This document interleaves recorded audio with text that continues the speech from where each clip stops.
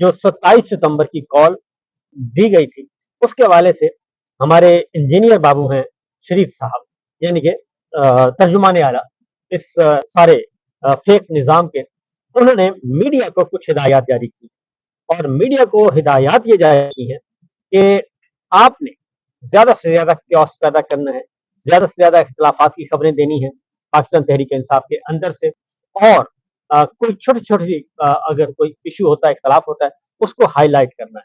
तो उसका हमने जो है नज़ारा वो देख लिया और फिर एक और बात भी हुई कि बहुत सारे एंकर्स जो हैं, बहुत सारे हमारे मीडिया के दोस्त, वो सोहेल अफरीदी साहब के इंटरव्यूज़ ले रहे हैं।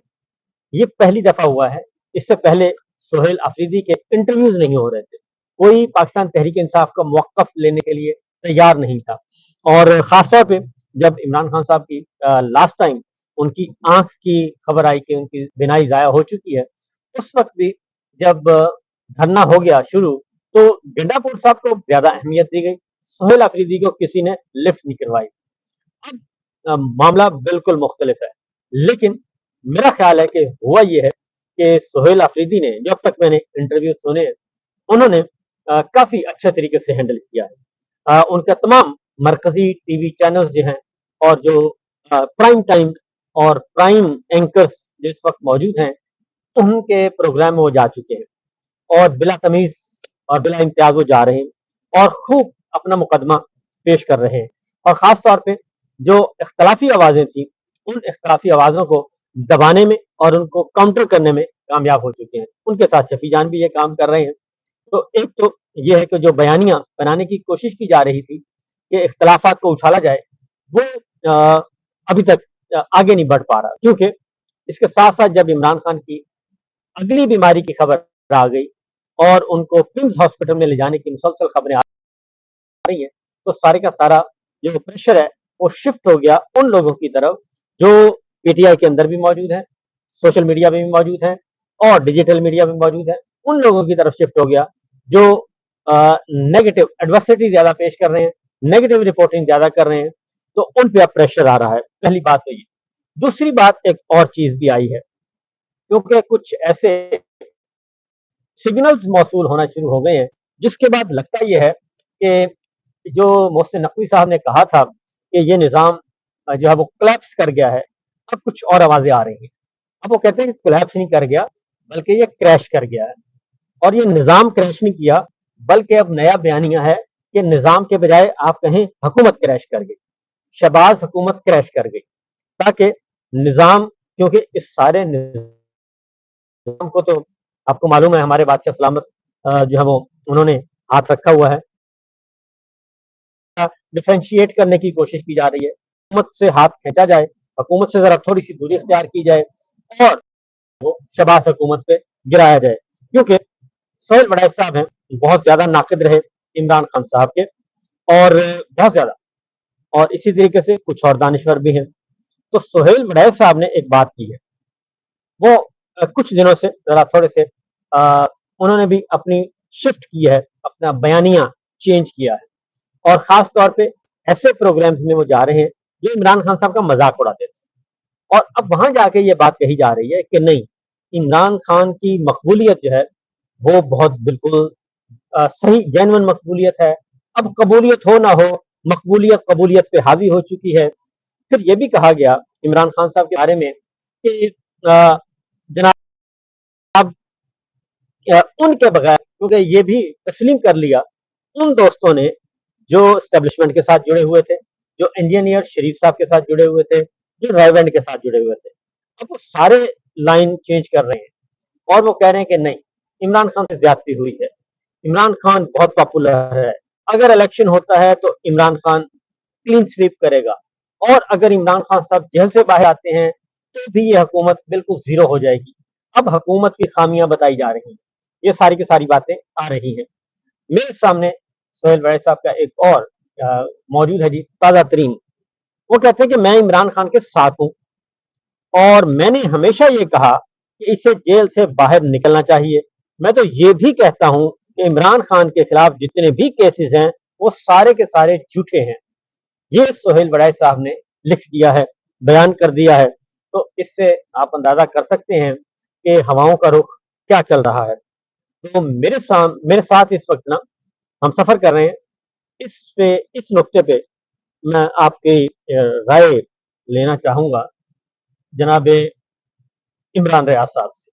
तो उनसे मैं ज़रा पूछता हूँ चलते-चलते कि क्या वो क्या कहते हैं? सोहेल बड़ाइच साहब के मामले में ना, हाँ जी, बिल्कुल। देखिए साबर भाई, ये सोहेल बड़ाइच साहब का इस मौके पर ये बातें करना, ये मेरी समझ से तो अभी तक बाहर है। यानी इन्होंने इलेक्शन से पहले, आपको याद होगा, एक बयानिया बनाया था सोहेल बड़ाइच साहब ने, और इनका ये मानना था कि पाकिस्तान तहरीक-ए-इंसाफ बुरी तरह इलेक्शन हार जाएगी। जी हाँ, बिल्कुल। और ये कहते थे कि तहरीक-ए-इंसाफ का तिया-पांचा हो गया है और इंतखाबी निशान उनके पास है नहीं, तो ये बहुत बुरी तरह हारेंगे। तो इनका वो बयानिया गलत साबित हुआ, उसके अंदर ये झूठे साबित हुए, इन्होंने एस्टेब्लिशमेंट को बहुत सपोर्ट किया। फिर इमरान खान साहब की कैद के हवाले से सोहेल बड़ाई साहब ने हमेशा जस्टिफाई किया, उन्होंने हमेशा कीड़े निकाले मजलूम में। बड़ाई साहब ने इमरान खान साहब के हालात के लिए इमरान खान साहब को और उनके साथ मार खाने वाले बाकी लोगों को जिम्मेदार करार दिया। फिर ये बड़ाई साहब वही शख्सियत है जिन्होंने साबिक खातून अव्वल बुशरा बीबी पे काफी ज्यादा तनकीद की, बहुत ज्यादा निश्तर उनके ऊपर चलाए, एक खातून को इन्होंने टारगेट किया। फिर जिस तरीके से ये मजाक उड़ाते रहे मुख्तलिफ मौकों के ऊपर, तो बड़ाइच साहब ने जो है ना पूरा साथ दिया पाकिस्तान की मिलिट्री एस्टेब्लिशमेंट का, और उस वक्त तक साथ दिया जब तक इन्हें लगता था कि इमरान खान को तोड़ दिया जाएगा, उससे माफी मंगवा ली जाएगी। मुझे ऐसा लगता है कि शायद क्योंकि अब इसमें लगता वाली बात ही है, जी हाँ। यानी मैं शोर शॉट तो कह नहीं सकता कि सोहेल बड़ाइच को एक्चुअली हुआ क्या अचानक से, लेकिन मुझे ऐसा लगता है कि सोहेल बड़ाइच की हिम्मत जवाब दे गई है, और उन्हें यह बात समझ आ गई है कि जिस आदमी को तोड़ने के लिए आसिम मुनीर साहब ने दिन रात एक किया है, वो आदमी नहीं टूट रहा। और इसकी एक रीजन और भी हो सकती है साबिर भाई, ये मेरी बात आप याद रखिएगा कि सुहेल बड़ाइच साहब को आप कभी भी, जब भी नून लीग के साथ ब्रैकेट करेंगे ना, तो आप गलती करेंगे। बड़ाइच साहब का जो असल ताल्लुक है वो आसिफ अली सरदारी के साथ। जरदारी साहब के साथ। बड़ाइच साहब आप बड़ी बारीक वारदात डालते हैं, ये करते हैं बैलेंस, पता कैसे है? ये कभी एक आधा कॉलम लिखेंगे नून लीग पे तनकीद करेंगे, एक आधा कॉलम लिखेंगे पीटीआई पे तनकीद करेंगे, और ये इससे साबित करेंगे कि बड़ाइच साहब न्यूट्रल है, लेकिन असल में न्यूट्रल नहीं है। इनके ताल्लुकात है आसिफ अली जरदारी के साथ।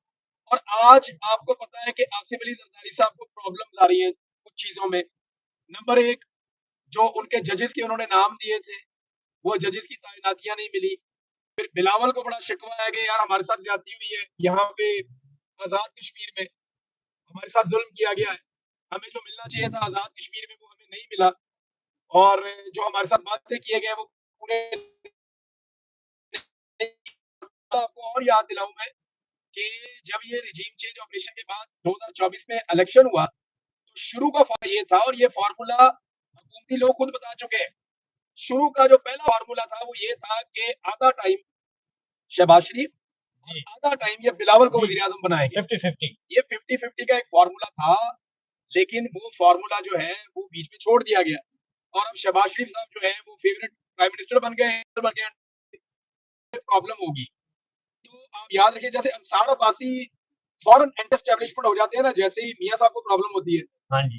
तो इसी तरह जैसे ही सरकारी को प्रॉब्लम होगी ना, जब जब एस्टेब्लिशमेंट से या सिस्टम से, तो आप देखेंगे कि सुहेल बड़ाइच साहब जो है ना, वो कहीं ना कहीं से कोई ना कोई छोटा मोटा इनकलाब निकाल कर ले आएंगे। मुझे ये मामला उससे जुड़ा हुआ लगता है, वरना बड़ाइच साहब, मेरी समझ में नहीं आ रहा कि इस वक्त उनके अंदर से ये जज्बात कैसे जागे कि वो ये बात बोल दें कि जनाब इमरान खान साहब की मकबूलियत है और कबूलियत पीछे रह गई है, मकबूलियत आगे निकल गई है, इमरान खान छोड़ेगा नहीं, इमरान खान हरा देगा, कोई उसे हरा नहीं सकता। फिर आप एक और बात गौर करें, इनका एक इंटरव्यू के कुछ क्लिप चल रहे थे, पूरा इंटरव्यू तो मैंने नहीं सुना। तो मंसूर अली खान साहब, जी। उन्होंने इंटरव्यू किया था सुहेल बड़ाइच साहब का, तो मंसूर ने बड़े अच्छे क्वेश्चंस किए। उसमें ना मैंने एक बात नोट की, और आप भी गौर कीजिएगा कि उसमें वो ये कभी नहीं कहते कि पीपल्स पार्टी का बेड़ा गर्क हो गया, उसमें वो हमेशा ये कहते हैं कि नून लीग का बेड़ा गर्क हो गया। पीपल्स पार्टी का बेड़ा गर्क ये मान ही नहीं सकते कभी भी सुहेल बड़ाइच साहब, क्योंकि इनके जरदारी के साथ, जरदारी साहब की बेटी की शादी थी ना, तो मुझे याद है कि 2 साहब उन्होंने बुलाए थे गालिबन, एक हामिद मीर साहब को और एक सुहेल बड़ाइच साहब, जी हाँ।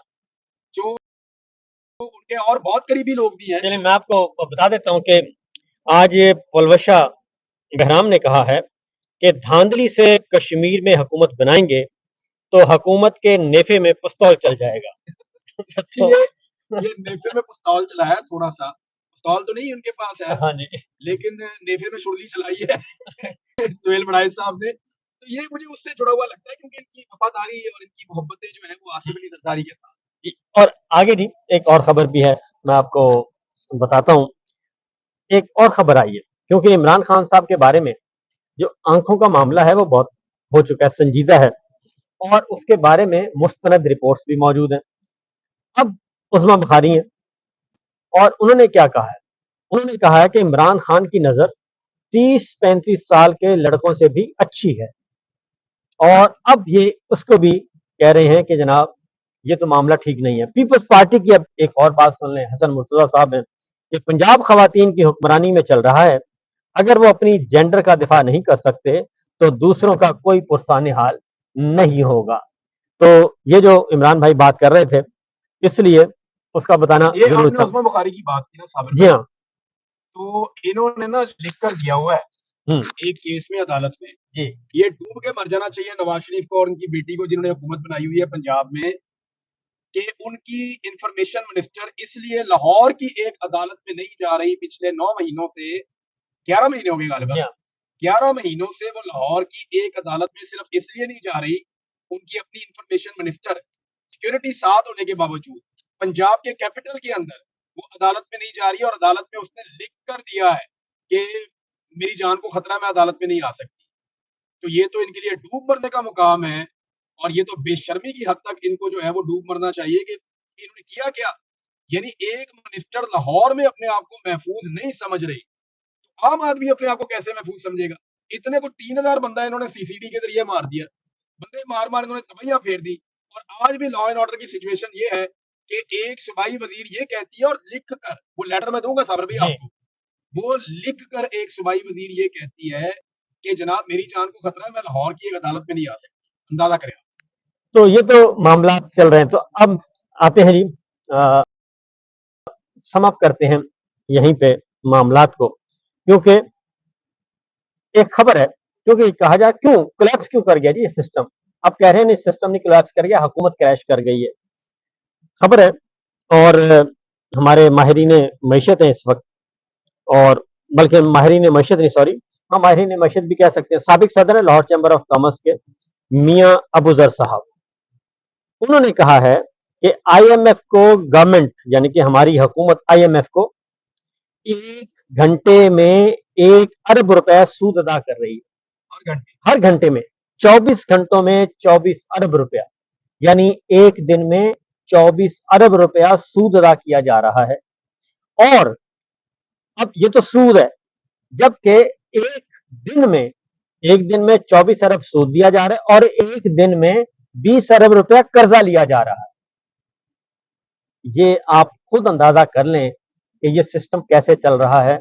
हमारे field marshal general Asif Munir साहब का विजन 2024 कैसा विजन था कि पाकिस्तान को वकालत के शोबे में, सहाफत के शोबे में, अदालत के शोबे में, शुजात के शोबे में और मईशत में, मुआशरत में, जमहूरियत में तहस नहस करके चला गया। एक दिन में इमरान भाई, एक दिन में 24 9,000 अरब बनता है जी, 24 अरब रुपया, 20 अरब रुपया कर्जा लेके, 24 अरब रोज का, हाँ जी, महीने का आप लगा लें तो साबिर भाई ये बन जाता है आपका लगभग 700 अरब से ज्यादा। जी हाँ, साल का आप लगाएं तो ये 2800 अरब, ये तो वो बहुत 28 अरब ठीक-ठाक डॉलर, बन जाता है। 28 अरब डॉलर। तो ये है मामला जनाब, यह सूरत हाल।